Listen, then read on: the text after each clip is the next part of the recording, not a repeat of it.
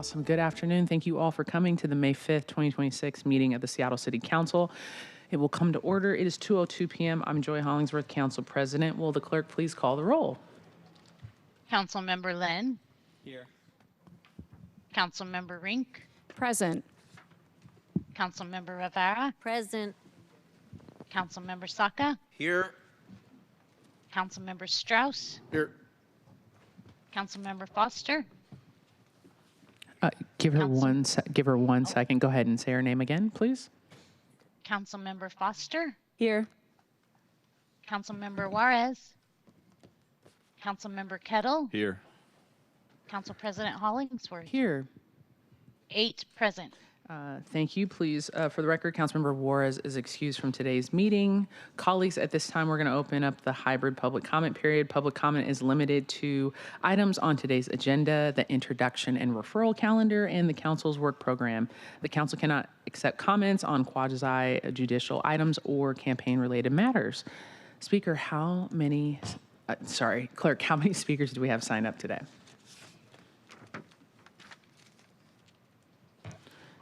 I know that we have 4 online virtually, as we're taking account. So far, 16. 16 in person plus 4 online is 20. So every speaker is going to get 2 minutes. Clerk, I will now hand it over to you to read the directions. Speakers will be called in the order in which they are registered. Speakers will hear a chime when 10 seconds are left of their time. Speakers' mics will be muted if they do not end their comments within the allotted time to allow us to call on the next speaker. Awesome. We will start. I will call out the first 5. So first 5 people can start coming up. We have Ruth, followed by Joe Cox, Miss Carolyn Malone. We have Taylor, and then we have Mickey. So we have Ruth is up first, followed by Joe, then Carolyn, Taylor, and then Mickey. Is Ruth here? Oh, hello. Welcome. Ruth, followed by Joe, Carolyn, Taylor, and Mickey. So I don't know if you're going to let me speak because I was not aware of this policy about, I want to talk about zoning, of course. So I'm not allowed? Yes, you can. You Oh, can talk okay. about, yeah, absolutely. All right, okay. We find that the zoning is appealable to the Growth Management Hearing Board. Under the Growth Management Act rules that plans should be consistent, zoning should be consistent with plan policies. We find that the zoning is not consistent with plan policies. There's language in the plan about in a growing city, urban design can help seamlessly integrate the new with the old. There is language about making gradual transitions, and there is language about zoning being compatible with the predominant height and scale of existing development. That is not what is happening on the ground, and especially in our urban centers. For example, Queen Anne, which I'm familiar with, 32 blocks being zoned overnight, mostly single-family homes, 5 stories. This is not transitioning.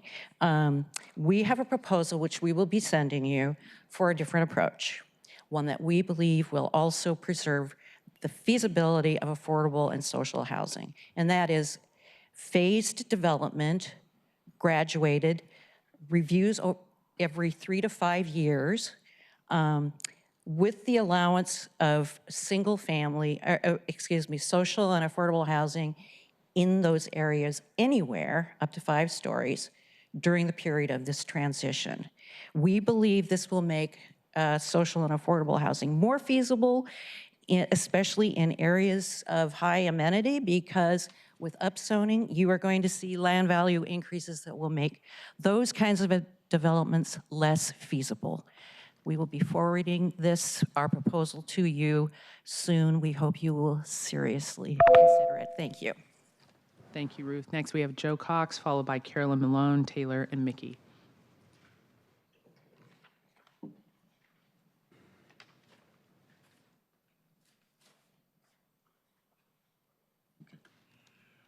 There's a significant public safety issue at T-Mobile Park that is crying out to be addressed.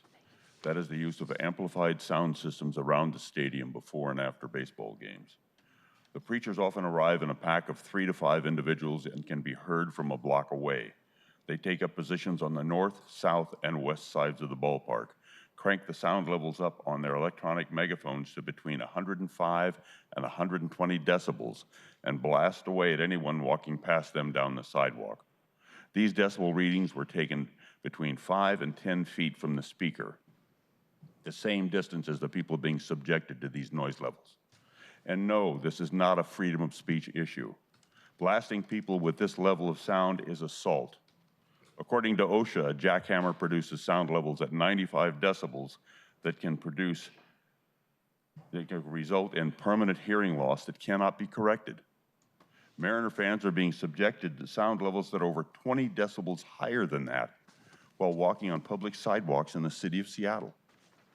Over 539,000 fans have attended Seattle Mariner games so far this year.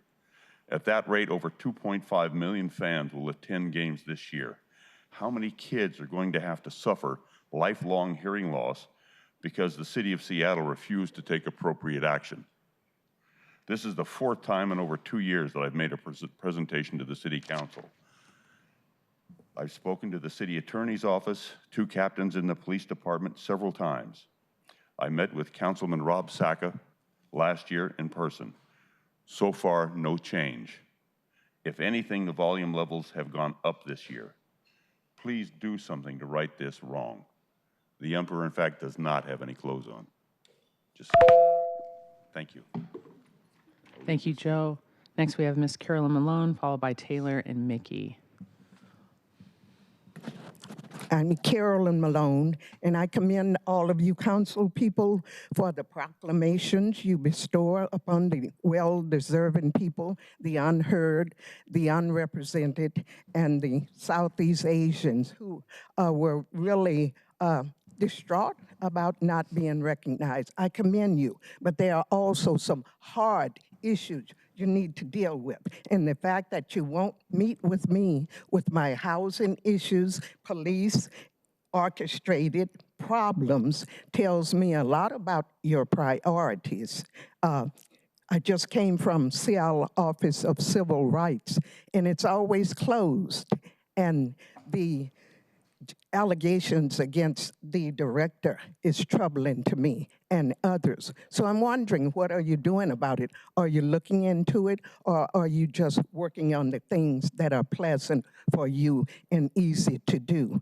And also, I'd like to address your presentation a little bit about respect, giving respect. If you want respect, you have to give it. Each time I come into the building, security people treat me like a suspicious person. And I've talked to someone about it. They tell me what I can and cannot do. You have staff people who surveil me, keep eyes on me. Each time I come in, I see the same people. So if you want respect, or you want me to be respectful, please talk to employees and security. Not all security, but too many treat me lesser than, and I don't like it. But the fact that I cannot get your attention or get a meeting with any of you about my housing and police-involved issues, police should not be allowed to occupy space in my building. It's for low-income seniors, and police do not qualify. Thank you.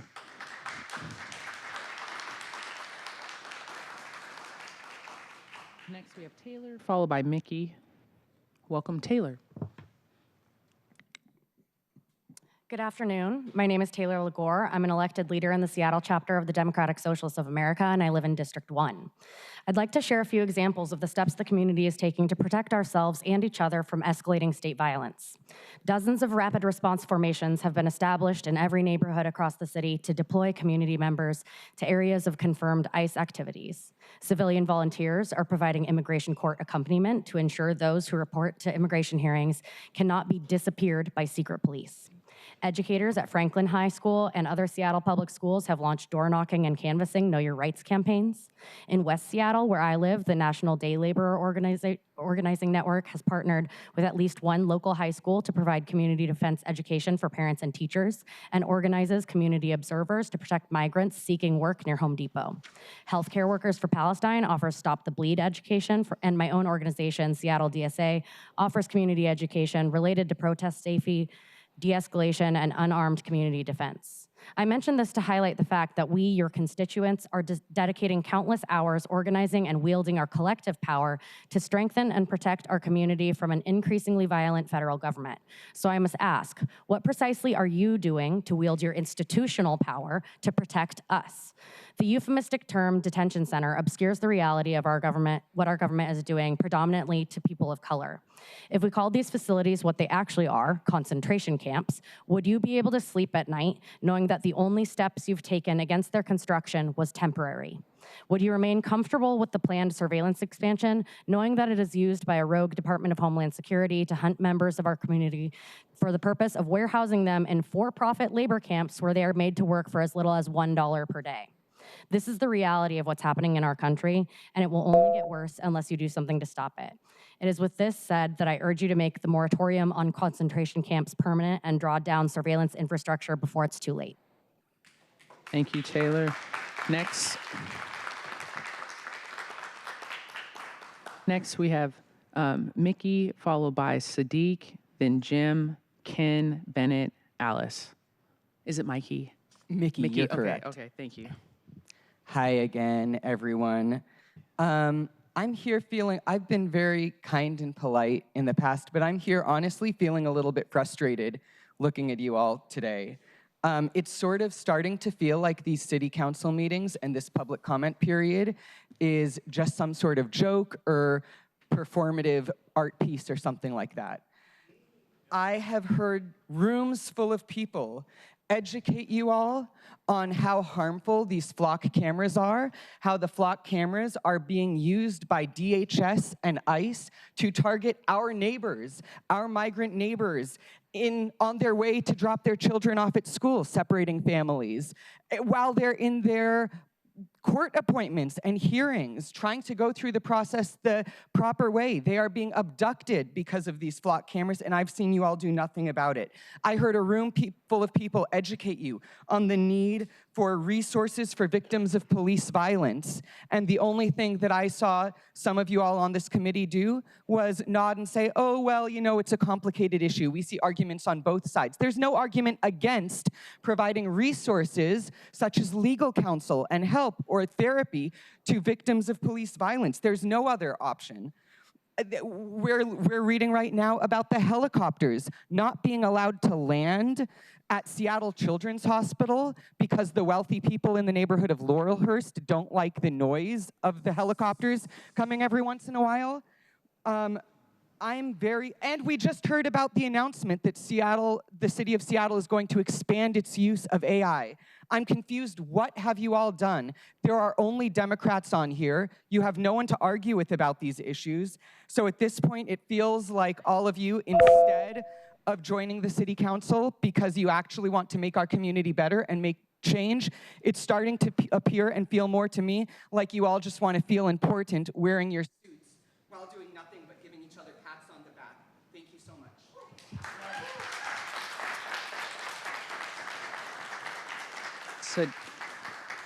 Sadiq, welcome. Next we have Jim. After Sadiq, Jim, Ken, Bennett, and Alice. Welcome. Yeah, our mayor ran on getting rid of our ICE cameras, and that hasn't been done. People are angry across the city about this. This is something that we could solve today, tomorrow. We could have solved it last week. Those cameras should be gone, and you guys should be in charge of that. Additionally, there's been a 1-year ban on ICE detention centers in this city. This should be permanent. No one in this city wants ICE detention centers ever, and no one will want that. If in a year, those detention center gets built and members of our community are there, do you think any of our neighbors would be happy about that? No one is. We need to get rid of both of these and put a permanent ban on ICE detention centers. Thank you. Thank you, Sadiq.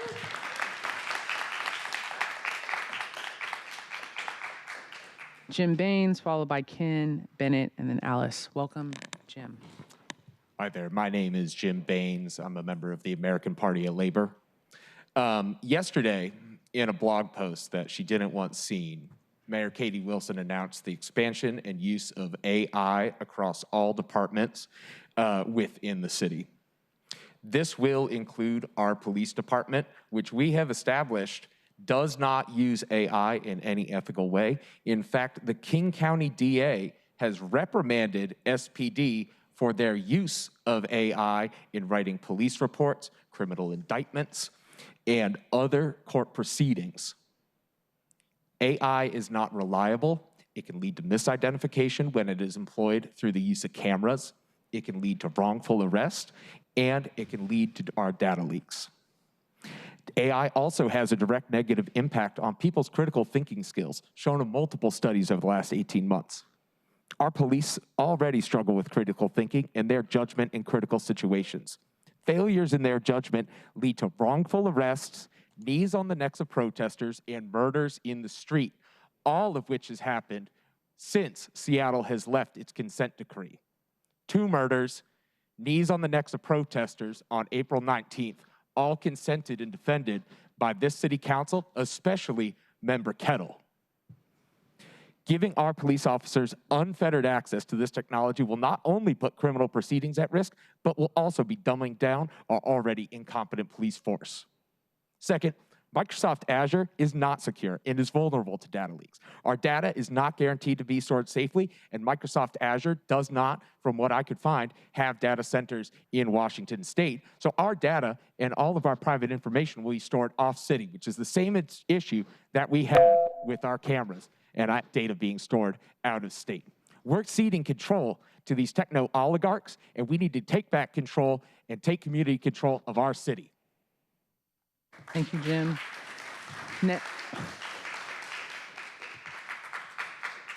Next, we have Ken, Bennett, Alice, followed by Ed. Welcome. Good afternoon, Council. My name is Ken. I'm a candidate member of the American Party of Labor, and I'm also a former employee of FEMA. I'm here to talk about the expansion of AI within the city. During my FEMA service, my knowledge of internal systems and general government operations was critical to my role. Drawing from that experience, I can confidently say that AI has zero place in any government tasks. It is unreliable, it is inaccurate, and using it in any capacity is incredibly dangerous and irresponsible.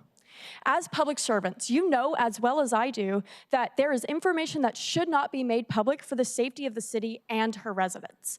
Operational security is one of the core tenets and principles of government work at any level of government. Feeding any information into a chatbot is a blatant disregard for these practices. The possibility of a data breach, no matter the sensitivity, is unacceptable, especially with the World Cup game set here. The mayor even justified installing more surveillance cameras due to the current geopolitical situation. So why would the data of the city be treated with any less reverence or weight? And as a reminder, last July 19th, I believe, Microsoft, this AI's host, experienced a data breach, and it affected both federal and state agencies. Acknowledging the danger of this expansion is not, quote, burying our heads in the sand. It is the bare minimum to ensure the safety and security of Seattle and its residents who elected you to represent them. This decision is nothing short of a heinous misrepresentation of the people of Seattle and our priorities. Thank you. Bennett, followed by Alice. Bennett and Alice, welcome.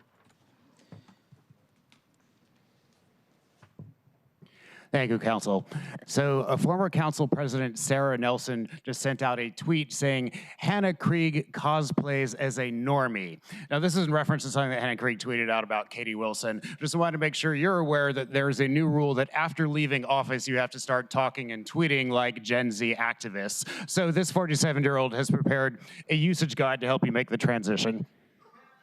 Might want to put the camera on the left mic.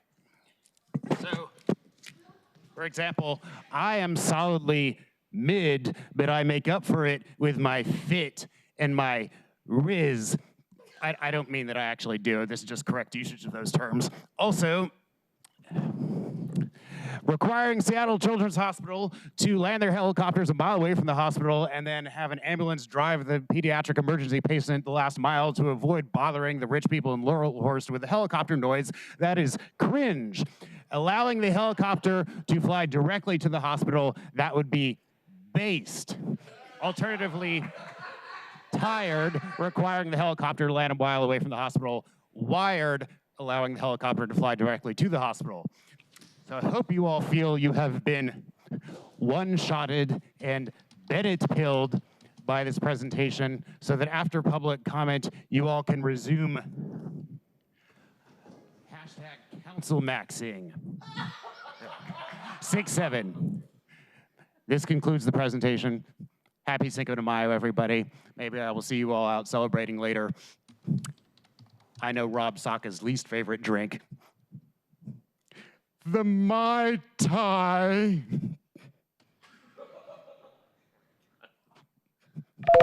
Oh, Joy, you've told stuff much worse than that. Come on, what is that look? Okay. Very creative. Thank you, Bennett. All right, next we have Alice. I don't wear ties. So we have Alice. Mai Tai, I get it. So Alice, followed by, that was actually pretty good. Okay, Alice, followed by Ed, and then is it Zanib? Zanib. Welcome, Alice.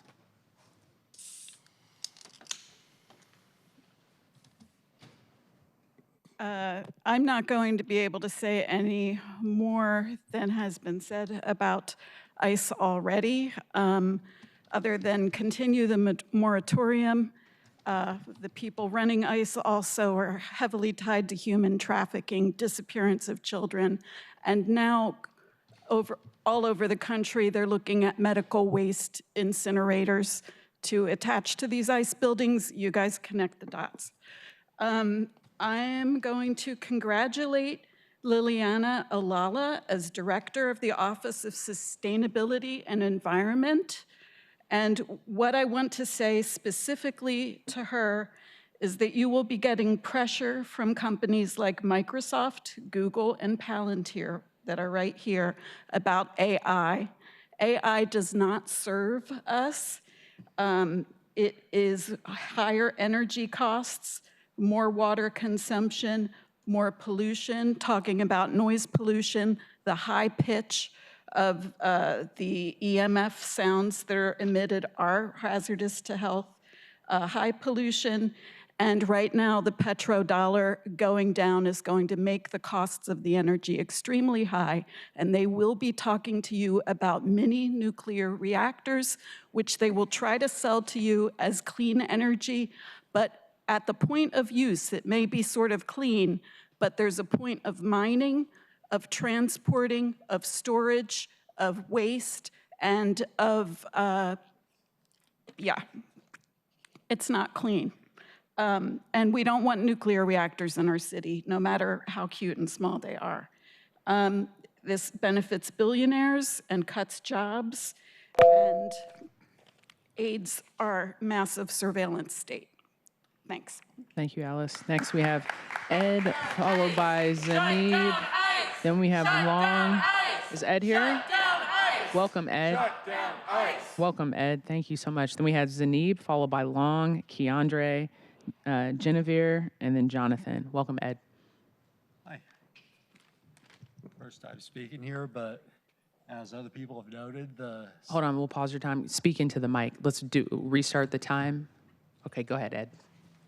As other people noted, the Seattle Police Department is pushing back against the laws that have been passed by this council to ban cooperation with ICE.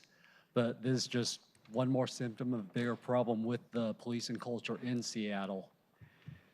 What you need is a more thorough, comprehensive restorative justice that includes not just resources for victims of unwarranted police violence, but also police accountability by opening the archives so that people can see what the people tasked to enforce the law in their communities have been doing over these past years. there's a cultural problem. This is just Seattle's version of a nationwide phenomenon that's been going on for over 20 years now. Increased militarization with local police acting, well, sometimes local police, other times sheriff's deputies acting more like occupying military than neighborhood law enforcement. You have a culture in the police department here that's pushed out officers that are supported by their community. And there's a new Seattle Police Officers Guild president that looks a lot like a PR move that's just less scandalized than the previous one. Run out of time here, so I'll keep it short. Mowing the grass and the kingpin strategy do not work. And applying those strategies to organized crime you can expect the same local results. More violence, more criminals taking hold, more budgetary bloat for policing. You had enough money for policing in 2021. They don't need more now. Thank you for your time. Thank you, Ed. Next we have Zanib, and I'm sorry if I'm not saying your name correctly, I apologize. Long, Keandre, Genevieve, Jonathan, Sonia, M, Silas, Summer. Good afternoon. I'm a Seattle resident and I'm here to demand action. I call for an end to ICE surveillance, the defunding of ICE, and permanent ban on detention centers. Additionally, we're seeing concerns that ICE is being used as a political silencing tool. In 2025, we saw the case of Mahmoud Khalil, where ICE actions raised serious concerns about civil rights and due process. Today, we are seeing another concerning case involving Youssef Azizi, a legal Iranian academic and media commentator who has been detained by ICE. We are seeing the case of a mother and a daughter, Soleimani and Hosseini, detained by ICE, accused of being related to a general of a foreign country. Or the case of Salah Sarsour, who used his voice to advocate for others. These cases raise serious concerns about how ICE powers are being used. There is growing concern that immigration enforcement can be used in ways that impact individuals for their speech or political views. This is dangerous. I'm asking for clear restrictions on how ICE operates on legal residents. I'm asking for oversight hearings on potential misuse of power. I'm asking for accountability when authority is abused.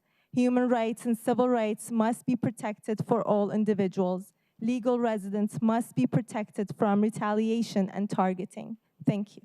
Thank you so much. Long, is Long here? Long? Thank you, Long. Long is next. Then Keandre and Genevieve. Welcome, Long. My name is Long. I'm a member of Labor Militant. Our demands are a permanent ban on the ICE detention centers to shut down the surveillance cameras, municipal IDs for undocumented immigrants, immediate eviction moratorium, community control of the police, cutting the Seattle budget by at least $123 million to fund free healthcare, and to, this is all demands that the city council here can definitely take up.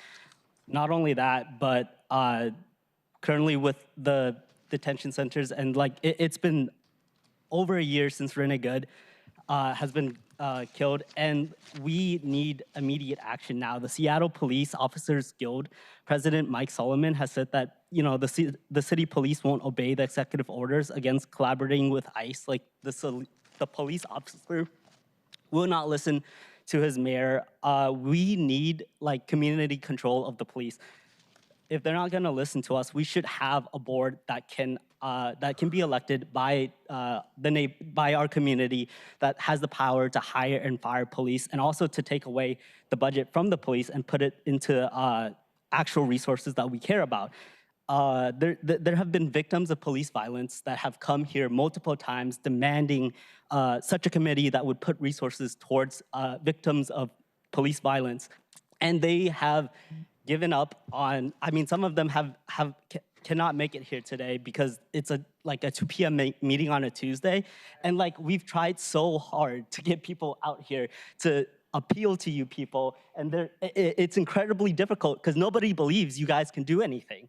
at the very least, you should put $5 million towards these victims of police violence. Also, you should be fighting for these demands. I would appeal for you to fight for these demands and run as independent socialist candidates, and we would totally support you. But right now, as it stands, we need to throw out every single Democratic council member. Thank you, Long. Keandre. We have Keandre, Genevieve, Jonathan, Sonia, M, Silas, Summer. I said it once, and I will say it again. We are out of time. We are a month out from the World Cup, and all of the world's eyes will be on Seattle. What will they see? They will see protest, and they will see, just like last year at the Capitol Hill riots, where SPD brutalized protesters and made 23 unconstitutional arrests. They will do the exact same thing with the World Cup. It's been 4 months since Katie Wilson made it so that SPD needs to follow orders of investigating ICE, which some members of this council have said there is no way to actually enforce. And just like his predecessor, Kent Liu has no intention on complying with these orders. SPD is out of control. They clearly do not share the values that this city council claims to uphold in their meaningless proclamations that they bring about every holiday. There are families affected by police violence, and they deserve more than 2 minutes than we give here at the city council art show. AMR, you have done so much already for civil rights, and today we are asking you to do something else. We ask that you put on a town hall addressing why SPD kills so many people in mental health crises, and so we can actually address this need for police accountability. Thank you.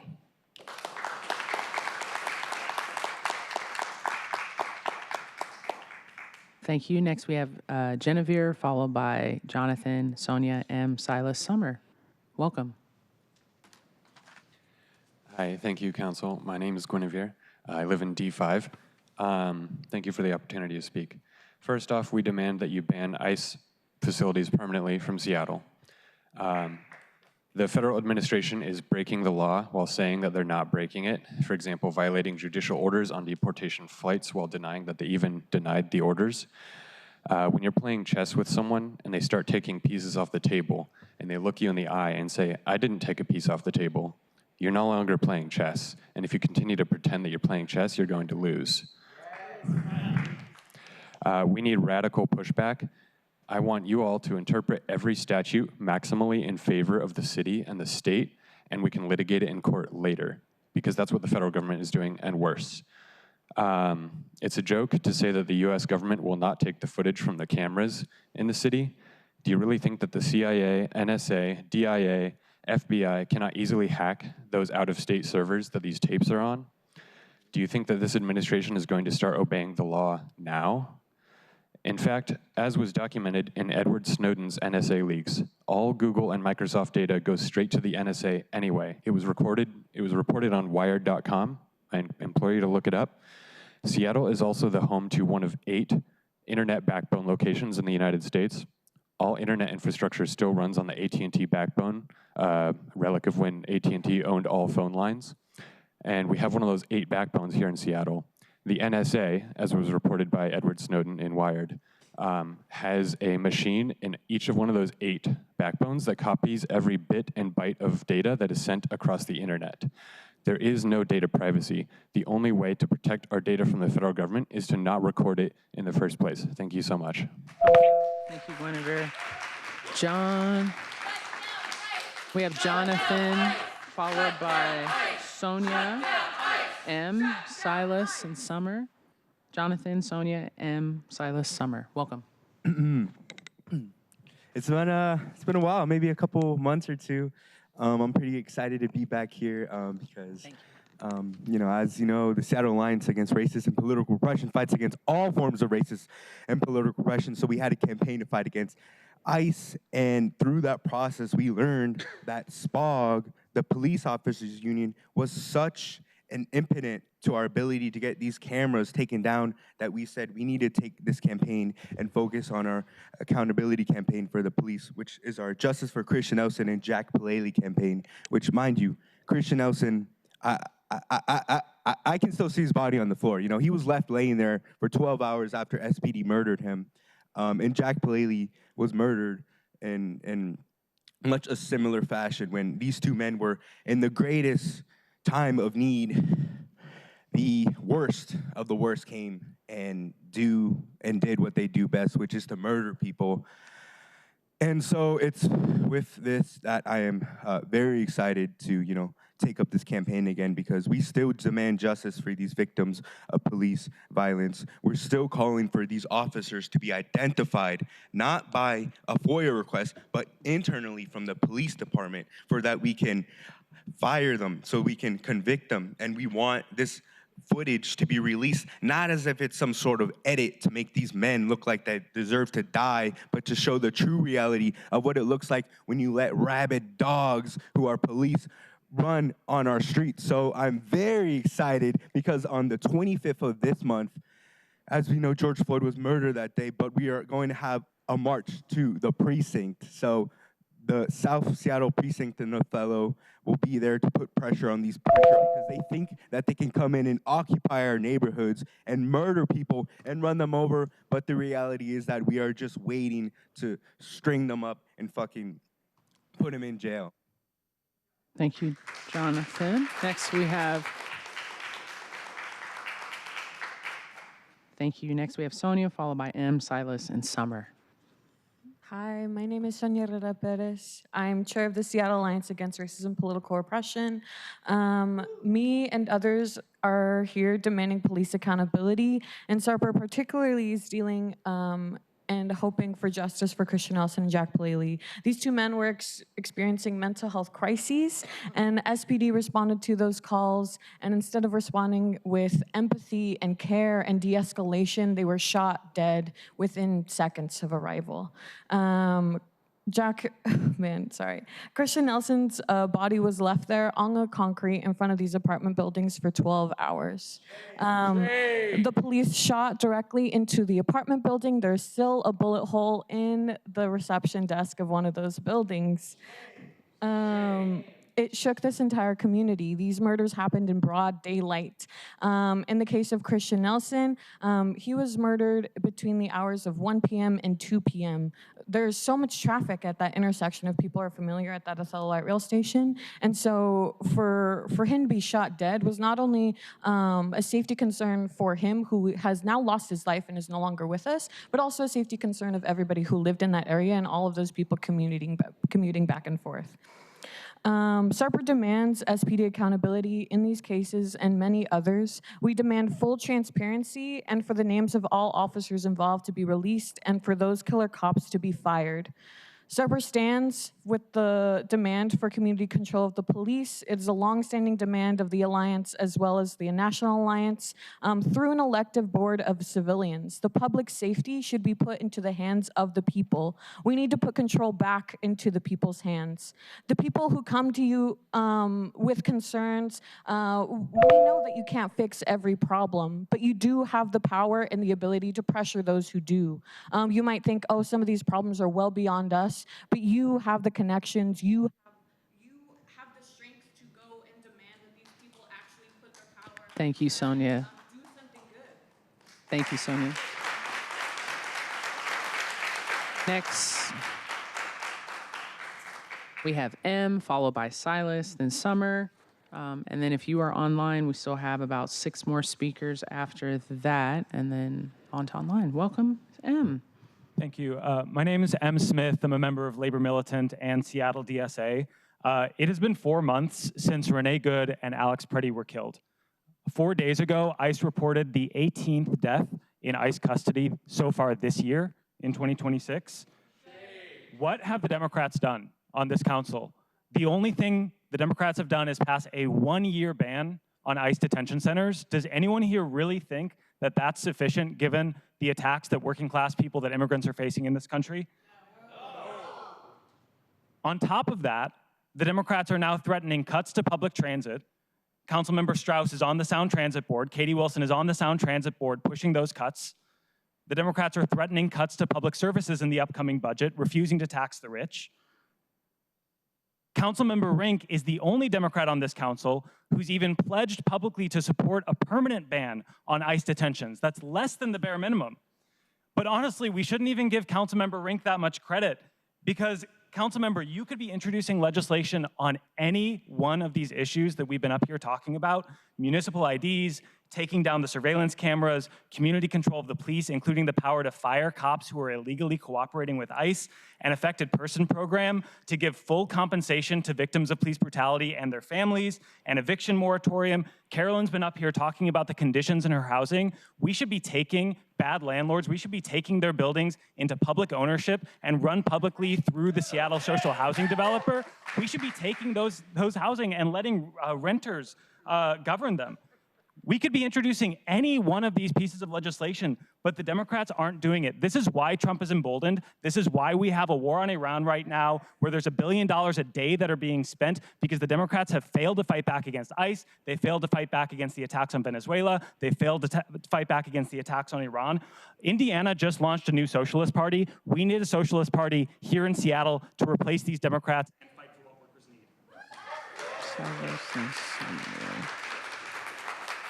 Silas, is Silas here? Silas is next, then Summer Miller. Is Silas here? Yep, you're Silas.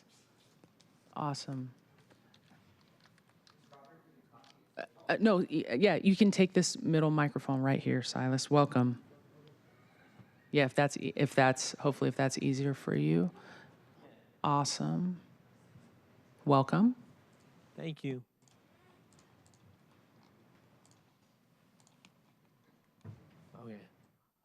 Hello, my name is Silas James. I'm a disabled organizer, advocate for vulnerable people, and I'm a current city council candidate for District 5. I'm here to ask you to cancel Seattle's contracts with Axon. The company provides Seattle with closed-circuit TV cameras and the Real-Time Crime Center. We spend millions of dollars a year paying a company who works closely with ICE and DHS. The surveillance is justified on the claim that it prevents crime. However, there's no research that consistently finds that there is a decrease in violent crime that can be attributed to the use of surveillance. It's just not true. What we do know is that the federal government works closely with surveillance companies like Palantir and Axon to execute their illegal war on our most vulnerable neighbors. We are fortunate to live in Seattle, a welcoming city, but a key element of being a welcoming city is not participating in deportations. Providing the infrastructure that can easily be used to assist in deportations is participating in deportations. I implore you to cancel the contracts with Axon and put our neighbors at risk and go against the core of being a welcoming city. Thank you so much. Thank you, Silas. Next, we have Summer. Welcome. My name's Summer Miller. I'm also a member of Labor Militant and DSA. King County Democrats are threatening to cancel light rails to Ballard, with West Seattle, Everett, and Tacoma also on the chopping block. The Sound Transit Board is made up of Democrats that include the new mayor, Katie Wilson, and Councilmember Dan Strauss. Why isn't Dan Strauss calling to expand the Amazon tax to King County to fund free mass transit and to fund these expansions? At the same time, the Seattle Democrats are preparing additional cuts to healthcare, housing, education, other public services.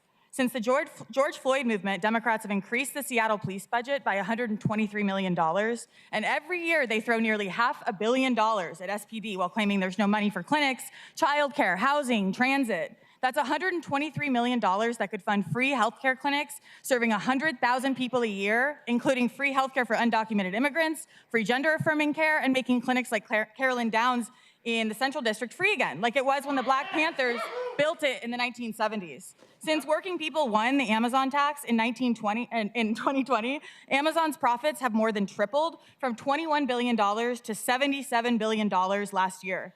The Democrats could tax the rich to fund every public service that working people need, and instead they're protecting Amazon, Microsoft, the corporate landlords, and the police budget. The Democrats on this council have also failed to take action against ICE, as all of us know. A one-year detention ban is less than the bare minimum. We need a permanent ban. And I wanted to ask all of you right now, who here can promise today that you will vote yes on a permanent ban on detention centers? Anyone besides Alexis Mercedes Rink, who's already said that? Anybody? All of you need to be voted out of office. Hands up! Put your hands up! So there's no reason, right, that they can't take action on all of these issues, except that they don't want to do this because they don't represent us. They represent big business and the corporate landlords. The Democrats won't fight for us. Working people won 15 and the Amazon tax by getting organized and forcing the Democrats to act. We need a socialist party in Seattle that can challenge the power of the Democratic Party in Seattle. Thank you, Summer. Next, we have Jason. Jason. Okay. So next we have Jason, followed by Howard, Gwendolyn, Steve, Alan, Justice, and Nathan Wall. Welcome, Jason. My name is Jason Thiel. I'm a renter in District 5. I'm also a member of Labor Militant and Seattle DSA. It is shameful that only one member of this council, Councilmember Rink, publicly committed to passing a permanent ban on detention centers, and that fucking show of events is fucking shameful. I asked this last week, Summer asked this last week, and nobody besides Rink supported a permanent ban. But that's below the bare minimum. Like, all 9 of the 9 counselors on this city council are Democrats. The Democratic Party nationally is ramping up the drumbeat of lesser evilism, saying that if we bring them back to the House, that they'll fight back against Trump. That's fucking bullshit.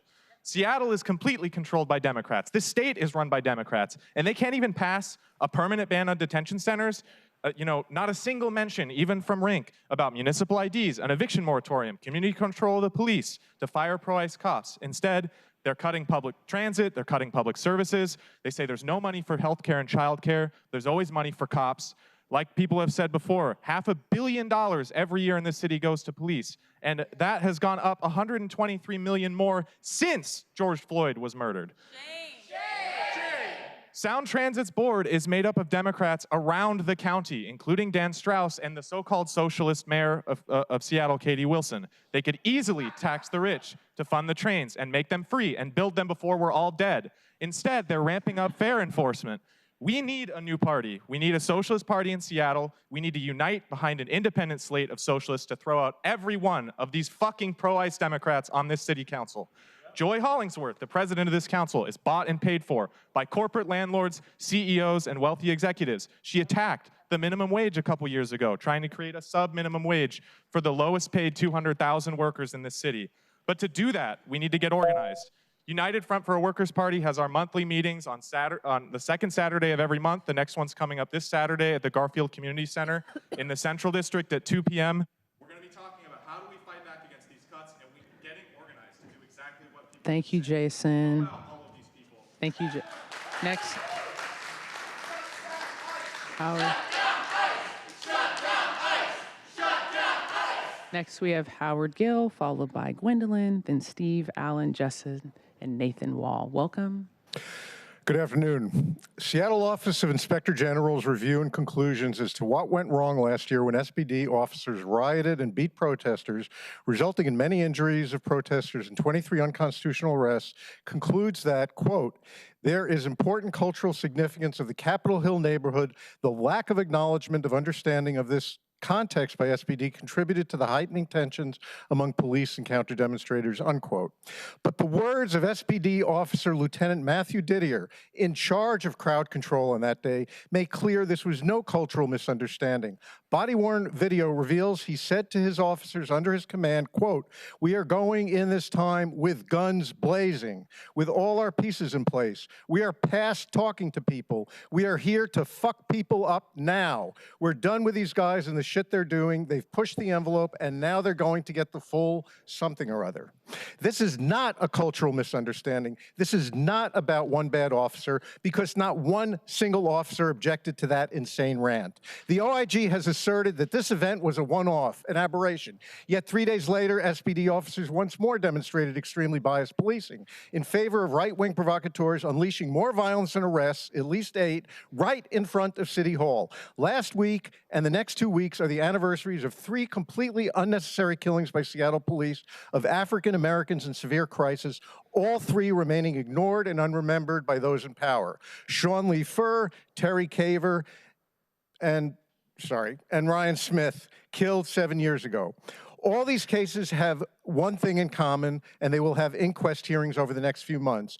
It's likely that juries will find these killings were unjust and criminal when our accountability system found them lawful and proper.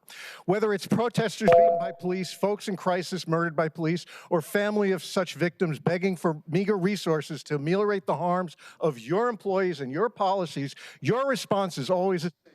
You want only to hear from the people paid to whitewash the injustices while making sure the actual... Thank you, Mr. Gill. Next, we have Gwendolyn, followed by Steve, Alan, Justin, and Nathan.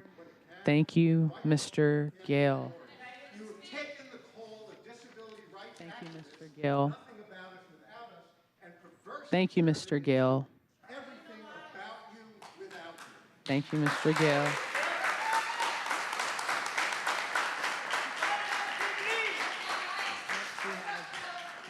Gwendolyn, followed by Steve, and then Alan, Justice, and Nathan. If you're listening online, we are coming to you next after our in-person speakers. Thank you. Welcome, Gwendolyn. My name is Gwendolyn. I'm a member of Labor Militant and DSA. We need to make this ban on ICE permanent. It's the bare minimum. But critically, there are no existing ICE detention centers in Seattle today. We have to push this establish a ban in Seattle first and expand it across King County. Otherwise, this is just performative nonsense. Democrats, if they were serious about fighting against ICE and police violence, it would not have taken 4 months just to get to a temporary ban today. I mean, municipal IDs for immigrants are implemented across cities across the country.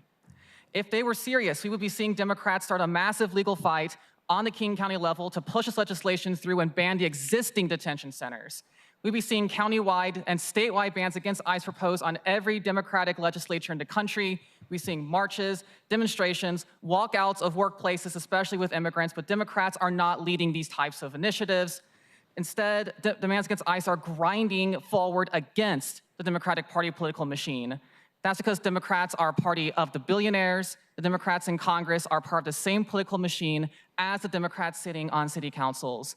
They're not here to fight the system, they're here to run it. That's including ICE, and that's why Biden escalated ICE deportations after Trump's first term. We need a new party of the working class to fight against the system for our interests. Last week, there was a hearing in these council chambers about making the ban on ICE centers permanent, but only Mercedes Rink spoke out in favor of this. These proposals have a tendency to die into darkness once the public pressure is off, so we have to escalate the pressure now that there's a chance we could win it. So city council members, you have a very easy opportunity in front of you to try and prove what I'm saying wrong right now. Will you support, will you say right now yes or no? Will you concretely support this permanent ban? Starting with Madam Council President, yes or no? This is your time for public comment. That's a lot more syllables than yes or no. No one? If one even say yes to this, what are they worth? Anyone who wants to say yes to this, we should vote them out, replace them with independent socialists next year. Send them for election. Next, we have Steve, and then Alan. Steve, is Steve here? Welcome, Steve. And we have Alan, Justice, Nathan, and Miss Yvette. Welcome. Hi, my name is Steve Lee. I'm a member of the Seattle Revolutionary Socialists, and that's what we need. We need a revolution because the people who are running this city are following the interests of the billionaires.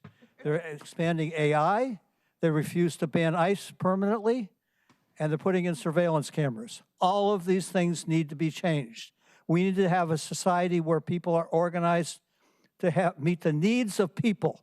And the needs of people are not for surveillance cameras. That money should be going to healthcare, housing, education, childcare, et cetera, the things that people really need.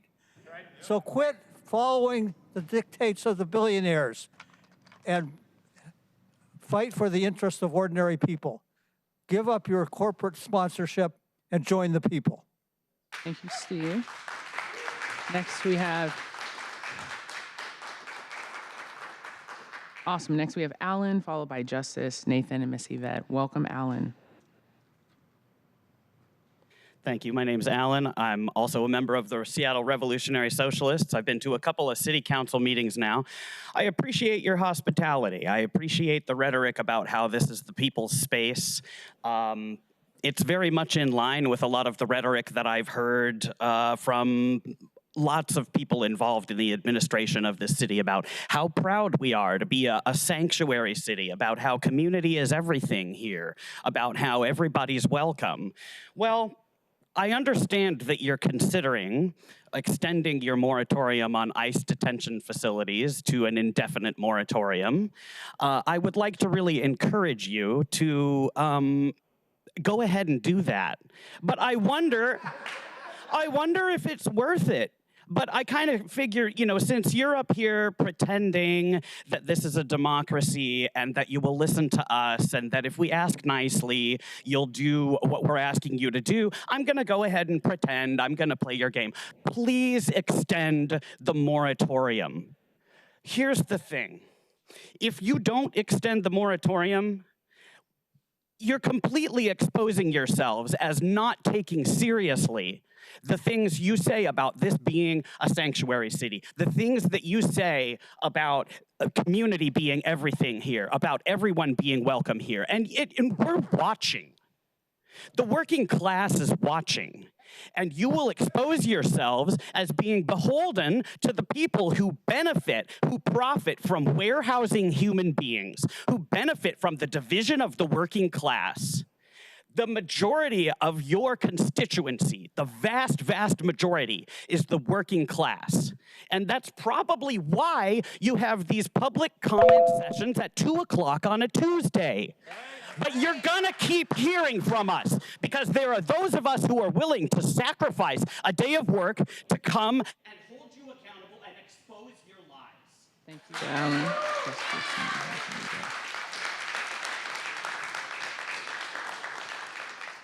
Justice, and then Nathan, you're after Justice, and then Miss Yvette, you're after Nathan. Welcome. Hello. A lot of people already said a lot about how this issue is impacting us. I just want to bring it into the broader context. I want to talk about the war that's happening outside of this room. And I'm not just talking about the war in Iran. I'm talking about the class war by the billionaires against the working class in this country and all around the world.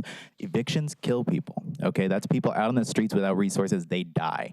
When people are taken by ICE, they're unable to afford their bills. They're unable to support their families. Those families are going to be permanently damaged in their health and their well-being. And that will have ramifications, okay? The police cannot be controlled.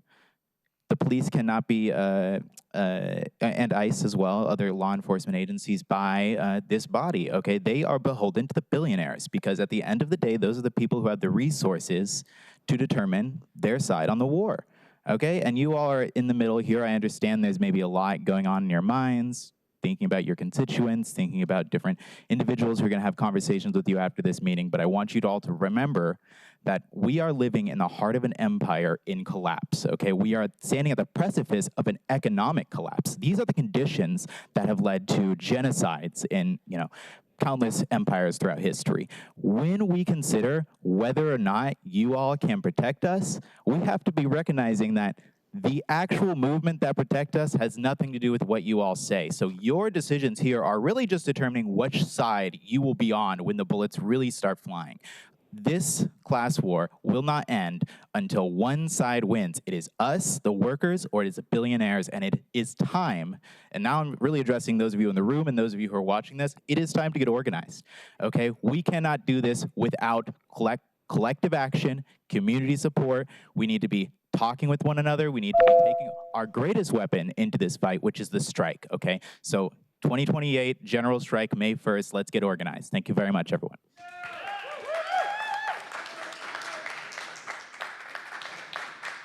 Nathan, followed by Miss Yvette, and then we will go to our online speakers. Thank you, which we have 5 people signed up. Okay, hi. So I was happy to hear that the council was considering a ban on AI or a moratorium on AI data centers. I'd like to see that become a ban. I'd like to see it pass.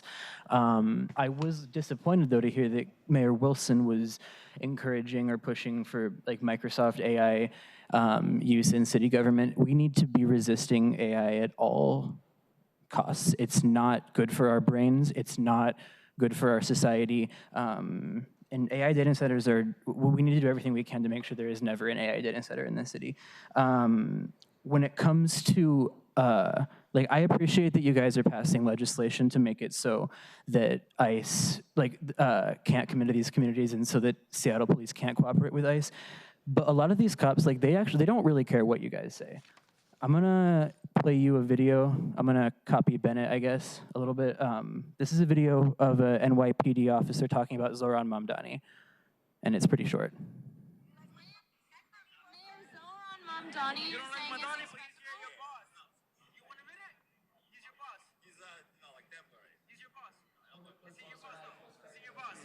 He's your boss. So he calls him an embarrassment. He calls him temporary. I don't think you can hear very well from this. It's not. He says he's not my mayor. And finally he says, all Democrats are a waste of the human race. And this is a police officer in New York City. I get that you guys don't want to have this be a dialogue with us, but I'm curious how you guys feel about that. I'm curious how Councilmember Kettle feels about that in particular, because we've had a lot of conversations about constitutional rights. I know that we disagree a lot on SPD and cops, and I'm just how does that make you feel when you hear something like that? And that's how they feel about you guys and Mayor Wilson too. Thank you, Nathan. Next, we have Miss Yvette, and I know we have another person that signed up as well, so we'll call them up as well. And then we'll switch online. Hello, Miss Yvette.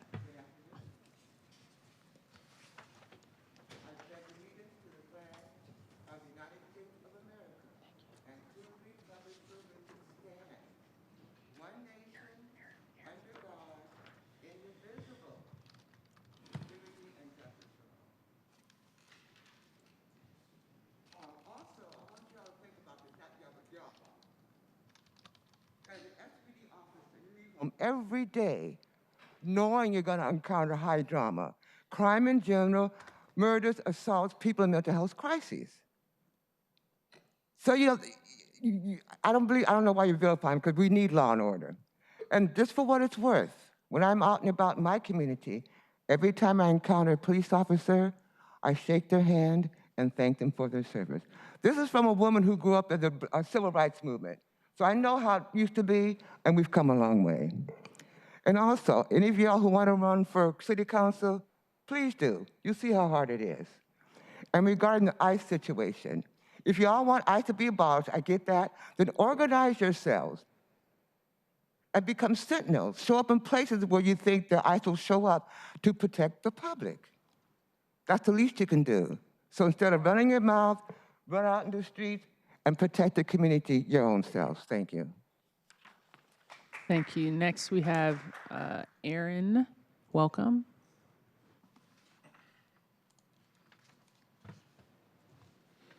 Good afternoon, council members. My name is Aaron Tullock. I am the legislative aide for FMS Global Strategies. And I just want to address this, everyone here. I don't think disrespect is gonna get you far if you want something that you want. You could boo all you want, but disrespect is not gonna get you far. I don't care how it feels. I don't care how you feel, but you should represent yourself with decorum. You should represent yourself with decorum because they try to fight for you. They're doing stuff for you. So at the end of the day, I want to let everyone know that I'm here for you guys as well. So thank you. Thank you, Aaron. Next, we have. So we're gonna go. We're gonna go online. Just asking that people be respectful while people are talking and trying not to interrupt them. That's all. We will go online.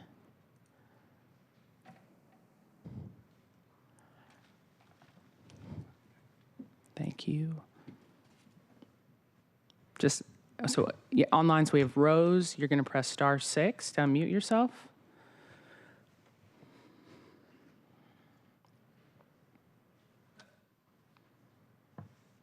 We see you're online, Rose. *6 to unmute yourself.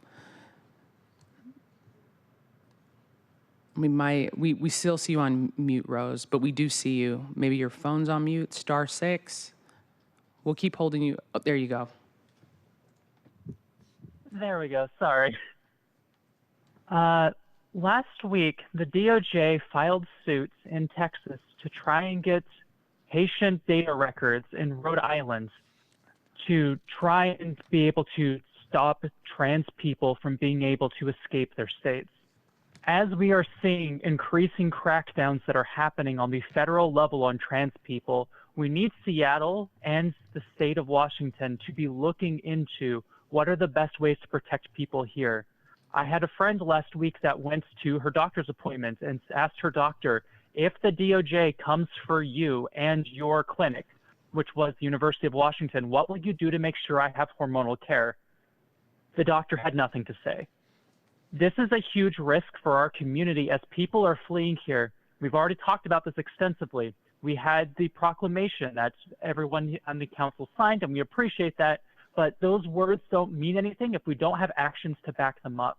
We are having individuals that are fleeing to Cal Anderson every single day, new people needing resources, food, basic things, and they don't know what things are right now, and we need resources for them when they start landing. The Idaho bathroom ban has been already passed, and we have only about 2 months until that takes full effect, and we'll see an influx of refugees coming here to the city of Seattle. We need to hear what the council and the mayor are going to do to prepare for this impending crisis. There are already things that are bad enough as is. We have having people in Cal Anderson that are writing names of missing people that are happening from our community.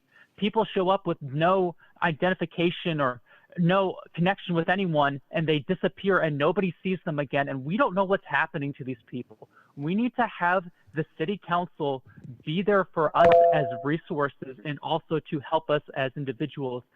We even have organizers who are struggling to make ends meet. We got to have your help. Please help us. Thank you, Rose. Next we have Joe, followed by David, then Melissa, and then Castile. Joe, *6, unmute yourself.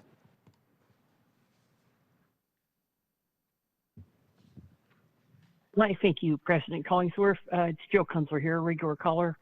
I really appreciate being able to call in this morning to talk about drones and the need for tight law enforcement around drones.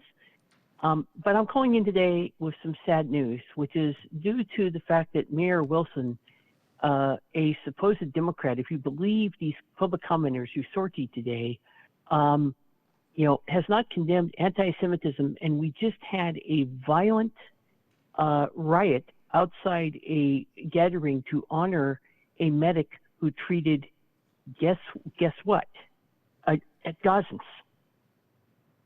not just Israelis.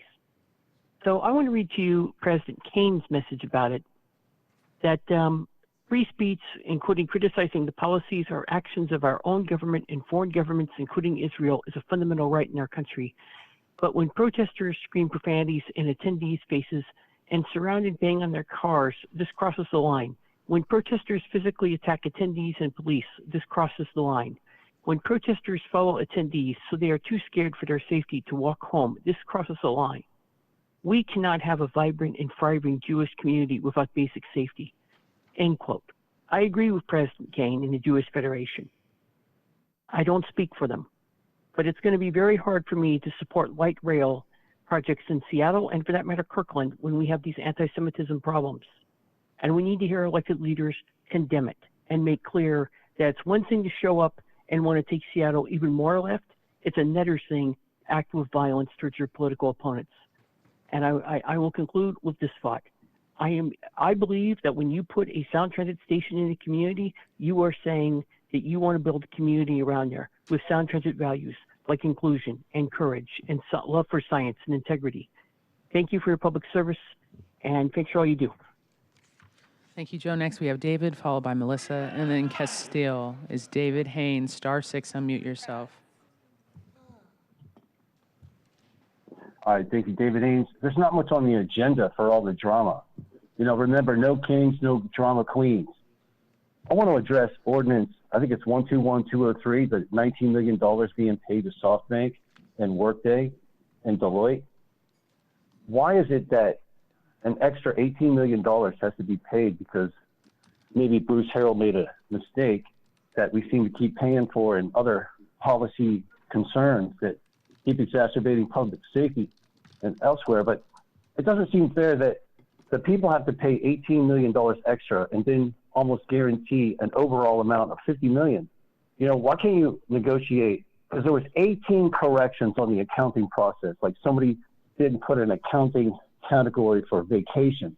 So they said, okay, you got to pay like $1.1 million. And then you hire some dude on some short-term contract making like chump change, and he pretty much fixes it. But somebody else pads the cost. It's like these people are making up to 50% padded profits. And I don't hear City Council want to make any renegotiation on that. Now, I would like to point out that I think like May 4th, I punched up on AI, violence in Seattle last 2 weeks. It says a 34-year-old was left in critical condition in front of the Madison Street yesterday. And a Northgate attempted kidnapping and assaulting I think there's some girl was raped right by the bus stop in like District 5 or somewhere on 103rd Street. And in Ballard on May 5, or I guess today, a 35-year-old was stabbed in the back during an altercation at 1400 block of Northwest Leary. And downtown 3rd Avenue attacks, newly released footage. It's like North Beacon Hill, some man was stabbed twice in the leg. It's like South Seattle, 18-year-old was grazed by a gunfire wound on May 5. Belltown armed robbery yesterday. It's like you all are still acting like the feds are the biggest concern. And yet, if you could apply some efforts to fight the evil drug pushers that you keep exempting. Thank you, David. Next, we have Melissa Howard, followed by Castile Hightower. Star 6, unmute yourself. Melissa? My name is Melissa Howard, and I'm a resident of District 6, and I've been organizing with Our Seattle, a grassroots group committed to holding the mayor accountable to her promises. I want to use my time to combat the narrative I am seeing being shaped by SPD and Como News over the past few days, following an event that the mayor was at when, unfortunately, a shooting occurred nearby. Following this event, Como has aired multiple stories suggesting that the public is calling for increased surveillance. For instance, last night, Como News aired another story claiming cameras helped arrest a suspect in a case where a 77-year-old man was beaten downtown. It's a horrific story, but oddly, that story ends with SPD's Axon body camera footage of the handcuffed suspect asking if an officer knew Katie Wilson. It's such an odd statement, it almost seems planted, and I think anyone who watches will agree. I want to remind the council and the public that Axon is the company selling us these cameras and the Real-Time Crime Center, in addition to their lucrative contracts, existing contracts for SPD body cameras and tasers. Como used this Axon body camera footage to push a false narrative that the public wants the mayor and the council to spend more money with Axon and buy more cameras to police our city. That is simply not true. The people want real investment in public safety. We want what the pre-Trump CDC recommends investing in, like job training and employment programs, mentoring and after-school programs, street outreach, treatment programs, unemployment insurance, expanded health care benefits. The list goes on and on. But nowhere in that list are surveillance cameras or increased police funding. We want real public safety. We want investment in community, not cameras. Turn off the cameras and shut down the Real-Time Crime Center. Cancel the contract with Axon. Thank you, Melissa. Last speaker, Ms. Castile Hightower. Is there anyone else? Thank you. Star 6 to unmute yourself. You're unmuted. Go right ahead for your public comment. Hi, my name is Castile Hightower. I'm the sister of Herbert Hightower Jr., who was murdered by Seattle police while experiencing a mental health crisis. We were advised that my brother had a knife, only to find out that it may have been a butter knife that caused the police to murder him in cold blood, feet from our house. My family has continued to be harmed in a multitude of ways, one of which is a lack of access to resources. I am standing with Keandre's ask of Councilmember Rink to hold a town hall in regards to talking about folks in crisis being killed by SPD over and over again. 13 months ago, Councilmember Rink, you made that promise publicly, and nothing has come of that. 13 months ago, Councilmember Rink, you also promised me that you would work with us to create resources for victims of police violence, and you have since ghosted us. Councilmember Foster, you did the same exact thing. I spoke to you. I sat across the table from you, and you said you would not ghost us in regards to creating resources for victims of police violence. You have since done that. Councilmember Lynn, at the last Public Safety Committee meeting, I asked you if you would at least pass a resolution, and you didn't have anything to say. Councilmember Hollingsworth, I texted you a couple days ago asking if you could sit down with us to talk about resources for victims of police violence. I have yet heard from you. People continue to say we're begging for these resources because we know how life-altering, how life-damaging, how life-annihilating it is to go through such a traumatic event that is caused by the city employees and not have access to the basic resources to even bury someone. City employees are murdering people, and you are turning your backs on us. We are asking that you do the right thing. Can you answer that question, council members? Can you pass a resolution? Can you create resources for people? Thank you, Castile. So are there any more public comment periods? No? Okay, awesome. So the public comment, so I want to thank everyone for coming. We've reached the end list of registered speakers. The public comment period is now closed. Thank you for the comments today for online and on the phone and through email, and the people who took out their time of their day to come to City Hall as well. We really are grateful and appreciate your time. Thank you, and we're grateful for your presence and your comments today. So thank you so much.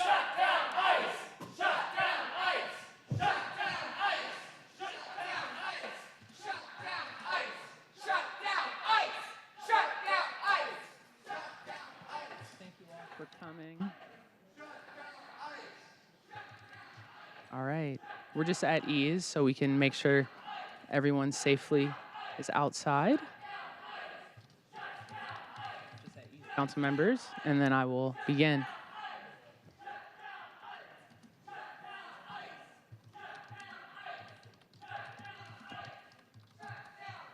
Mr. Cedric, would you shut those doors for us? Oh, they're shut. Okay, awesome. Thank you so much. All right, so we're gonna move. I will say, I know you got about 50 Dinishes that live in the Central District, so I don't wanna mess with Miss Yvette. I just wanna let y'all know there's 50 Dinishes just in the CD alone. So if there is no objection, the introduction and referral calendar will be adopted. Hearing no objection, the introduction referral calendar is adopted. If there's no objection, the agenda, colleagues, will be adopted. Hearing none, the agenda is adopted. We're going to now consider the proposed consent calendar. Items on the consent calendar include the minutes of April 28th and Council Bill 121203, which is payment of the bills. Are there any items council members would like to remove from today's consent calendar? Hearing none, I move to adopt the consent calendar. Is there a second? Second. Thank you. It's been moved in second to adopt the consent calendar. Will the clerk please call the roll? Councilmember Lynn? Yes. Councilmember Rink? Yes. Councilmember Rivera? Aye. Councilmember Saka? Aye. Councilmember Strauss? Aye. Councilmember Foster? Yes. Councilmember Kettle? Aye. Council President Hollingsworth? Yes. 8 in favor, none opposed. Awesome. The consent calendar is adopted. Will the clerk please affix my signature to the minutes and legislation on the consent calendar on my behalf? Will the clerk please read item number 1 into the record? The report of the Land Use and Sustainability Committee, Agenda Item 1, Appointment 3491, appointment of Lylianna Allala as Director of the Office of Sustainability and Environment. The committee recommends that the appointment be confirmed. Awesome. Thank you. Councilmember Lynn, as chair of the committee, you are recognized to give the committee a report. Thank you so much. Super excited to have this on the agenda today. We had a committee last week and just overwhelming support from community. Super excited that Director Lylianna Allala will, most importantly, engage with the community, that she's going to uplift the voices of communities most directly impacted by higher levels of pollution, that most impacted by climate change, and that she has the skills and experience and personality to bring our communities together, to work with different departments, to work with different government agencies, and yeah, look forward to, I encourage you to vote yes on her appointment. Awesome. Thank you, Councilmember Lynn. Colleagues, are there any comments regarding the confirmation today at all? Any comments? Okay, awesome. I know that we spoke highly of the director in committee and answered all our great questions. And so just looking forward to working with you and the Office of Sustainability and Environment and all the great work that you all do. And thank you also for the great presentation that you all did as well. Oh, Councilmember Rivera. I'm so sorry, Council President. I was trying to find my hand quickly enough just to really, I don't sit on the committee, but I know the acting director from her many years of service actually to the Office of Sustainability and Environment, and I'm so honored to be voting on her appointment today. She does great work in partnership with her great team at OSC. There is so much I can say about Director Allala, but just to say that I am very supportive of her confirmation today. And thank you for all that you're doing. Thank you, Council President. Awesome. Will the clerk please call the roll on the passage for the confirmation of Director Allala? Councilmember Lynn? Yes. Councilmember Rink? Yes. Councilmember Rivera? Aye. Councilmember Saka? Aye. Councilmember Strauss? Aye. Councilmember Foster? Yes. Councilmember Kettle? Aye. Council President Hollingsworth? Yes. 8 in favor, none opposed. The motion carry. Appointment is confirmed. Congratulations, Director Allala. You are recognized to give some comments. If I may, I just want to express my gratitude. Thank you so much, esteemed council, for your support. I'm very excited to work with you throughout the course of my tenure here as Director of the Office of Sustainability and Environment. Appreciate you all. Awesome. Thank you. Thank you, Director. Well deserved. So, colleagues, there were no items removed from the consent calendar, and there's not a resolution for introduction for, I would say for introduction and adoption today. There is some further business yesterday. I know that some colleagues had asked regarding signing on to our letter that the council will send to King County regarding rates that Councilmember Lynn and I are part of. I think we had passed that around to the offices, so hopefully people had time to review the letter. So Councilmember Lynn and I sit on the Regional Water Quality Committee, and we are sending a letter to King County Council urging King County to consider affordability as they raise the rates to 12.75 and urge them to do a measured approach. And so we're just asking for a little bit of relief here at 10.75 increase. Yesterday, there was interest in other council members signing on, so I wanted to give my colleagues a chance to fix their signature to the letter. And Councilmember Lynn, did you have any other additional comments as well? The committee? Thank you, Council President. I just want to appreciate your leadership here in working on this. Even at 10.75, it is still a huge issue around affordability. And so, I think we need to push for them to take a hard look at these costs and do everything they can to minimize the impacts around affordability. So thank you for that. Awesome. Thank you, Councilmember Lynn.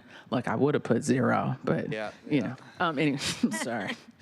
Or a negative. I got refunds. Okay, so colleagues, if there's no further comments on the letter, there is another one. Sorry, Councilmember Kettle. Thank you, Council President and former Regional Water Quality Committee member.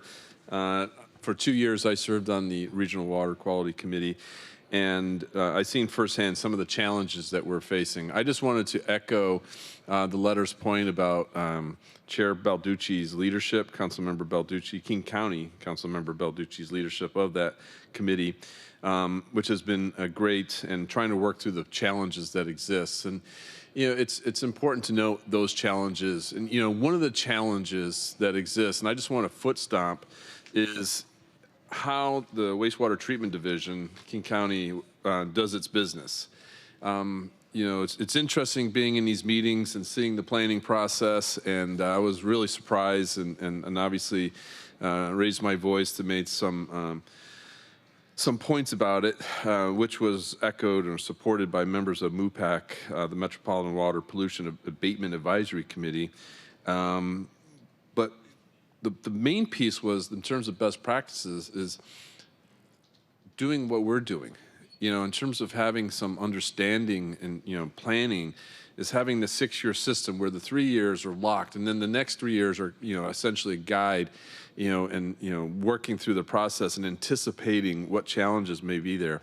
One of the things that needs to happen, and I don't have a specific update on this, is that they need to adopt the best practices that we've adopted here in Seattle with SPU.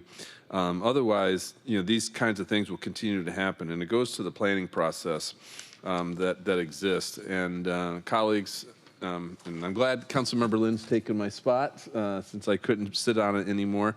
But these are the things that make a difference, and I just wanted to highlight that best practice. And it's important that SPU does it for Seattle. And by the way, there's going to be a hit here too, because that 3-year lock on the rates is going to be impacted. We're going to be impacted with this massive increase from the county side and or from the regional side. And so I just wanted to note that and foot stomp that. And also, colleagues, long ago at the beginning, I said I don't do sign-on letters. So the fact that I do not sign on this doesn't mean I don't support it, because I think it's a very well-written letter, catching all the points. And again, I just wanted to note that about King County Councilmember Balducci, but more importantly, really highlight the piece regarding the 6-year period and the planning period. That's so important. Thank you, Council President. Thank you, Councilmember Kettle. Definitely a shout out to Councilmember Balducci, and her leadership on this has been phenomenal during this process. And colleagues, just so you know, besides the rate ask, it's also asking, like Councilmember Kettle said, a future planning so we can lock in rates. And I know that I spoke to the executive office at King County, and their intentions are to get it under single digits as we're moving forward, which is going to be very, very important. So will the clerk please call the roll to determine which council members would like their signatures affixed to the proposed 2027 King County sewer rate and future projections letter? Councilmember Lynn, Yes. Councilmember Rink, Yes. Councilmember Rivera, Aye. Councilmember Saka, Aye. Councilmember Strauss, Aye. Councilmember Foster, Yes. Councilmember Kettle, No. Council President Hollingsworth. Yes. 7 signatures will be affixed. Awesome. Thank you, colleagues. We'll get that sent over right away. Really appreciate everyone's collaborative efforts on that. I believe Councilmember Rivera has something for the body as well. Councilmember Rivera. Thank you, Council President. I actually, today is May 5 de Mayo, so wanted to recognize our Mexican-American residents here in the city and throughout the country, and for their many contributions to our city and across the country. Wanted to just recognize that. Also, on a more somber note, I want to give a shout out to our colleague, Councilmember Juarez, who I know is excused from council meeting today, but she did remind me that today is Red Dress Day in recognition of national awareness for murdered Indigenous women and girls and missing Indigenous women and girls. Folks wear red in honor of the victims. We know that in this country. Indigenous women and girls face a high risk of violent crime. They're murdered at a rate 10 times more than the national average.